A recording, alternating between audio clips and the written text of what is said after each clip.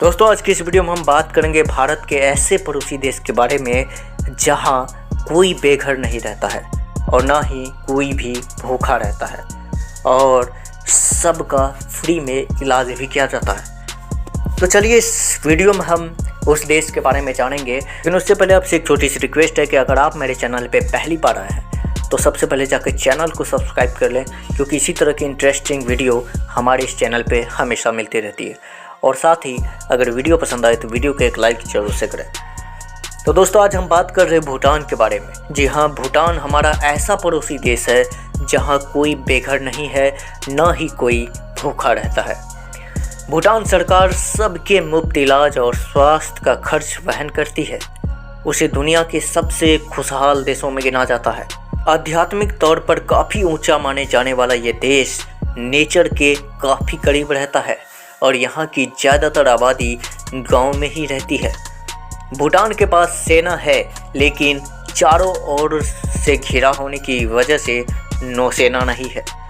इसके पास वायुसेना भी नहीं है और इस क्षेत्र में भारत उनका ख्याल रखता है। यहाँ के अधिकांश लोग बौद्ध धर्म को मानने वाले हैं। ये लंबे समय तक अलग थलग देश रहा। 1970 में पहली बार किसी विदेशी पर्यटक को यहाँ आने की इजाज़त दी गई थी। अब भी अधिकारी विदेशी प्रभाव पर कड़ी नज़र रखते हैं।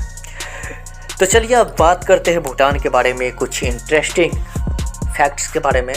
तो भूटान एक ऐसा देश है जहां सरकार सबको रहने को घर देती है और भोजन की भी गारंटी देती है। इसलिए इस देश में आपको ना तो कोई भिखारी मिलेंगे और ना ही कोई बेघर मिलेगा। हर किसी के पास अपना मकान है। यहाँ के लोग आमतौर पर खुशहाल जीवन गुजारते हैं। सबसे बड़ी बात यह भी है कि यहाँ के नागरिकों का इलाज एकदम मुफ्त है। दवाओं का खर्च भी सरकार ही उठाती है। यहाँ कोई भूखा भी नहीं रहता। कुल मिलाकर इस मामले में ये देश एशिया का सबसे खुशहाल देश है। इस देश में 2008 में लोगों की आंतरिक शांति का ख्याल रखने के लिए सकल राष्ट्रीय खुशी समिति का गठन किया गया। यहाँ तक कि जनसंख्या जनगणना प्रश्नावली में एक कॉलम होता है जहाँ आप बता सकते हैं कि आप अपने जीवन से संतुष्ट है या नहीं। यहाँ एक खुशी मंत्रालय भी है जो सकल घरेलू खुशी को मापता है। यहाँ पर जीवन की गुणवत्ता उनके वित्तीय और मानसिक मूल्यों के बीच संतुलन से निर्धारित होती है। भूटान में कोई सड़कों पर नहीं रहता। यदि कोई व्यक्ति अपना घर खो देता है तो उसे राजा के पास जाना होता है, जो उसे जमीन का एक टुकड़ा देता है जहाँ वे घर बना सकते हैं और सब्जियां पैदा कर सकते हैं। भूटानी लोग खुद को खुश मानते हैं और अपने जीवन से संतुष्ट रहते हैं। प्रत्येक भूटानी निवासी को मुफ्त चिकित्सा सुविधा प्राप्त करने का अधिकार है। भूटान में पारंपरिक और शास्त्रीय दोनों तरह की चिकित्सा आम है।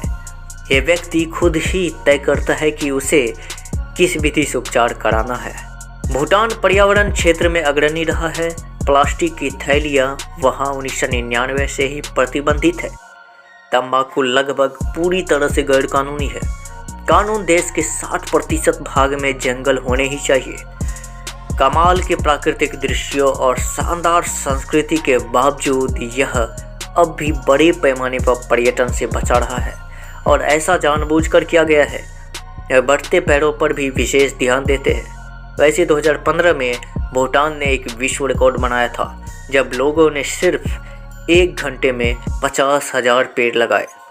वैसे अब भूटान में चीज़ें तेज़ी से बदल रही है। राजधानी थिम्पू में अब स्मार्टफोन और कराओके बार आम हो गए हैं।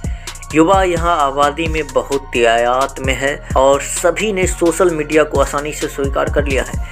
इसकी वजह से वहाँ फैशन में उछाल आ गया है और राजनीति पर ज़्यादा खुलकर चर्चा हो रही है। भूटान में किसी विदेशी से शादी करना निषिद्ध है। राजा अपनी विशिष्टता और दुनिया के बाकी हिस्सों से अलगाव को संरक्षित करने के लिए वह सब कुछ करता है। हालांकि ये नियम वहाँ के राजा पर लागू नहीं होता। सभी आवश्यक अनुष्ठान किए जाने के बाद ही एक युगल परिवार बनता है। वहाँ यह नियम है कि पुरुष एक महिला के घर आता है और जब वह पर्याप्त पैसा कमाता है तो वो उसे दूसरे घर में ले जा सकता है। तो दोस्तों उम्मीद करते हैं कि आज की वीडियो आपको पसंद आई होगी। मिलते हैं इसी तरह की नेक्स्ट वीडियो में। तब तक के लिए जय हिंद, जय भारत।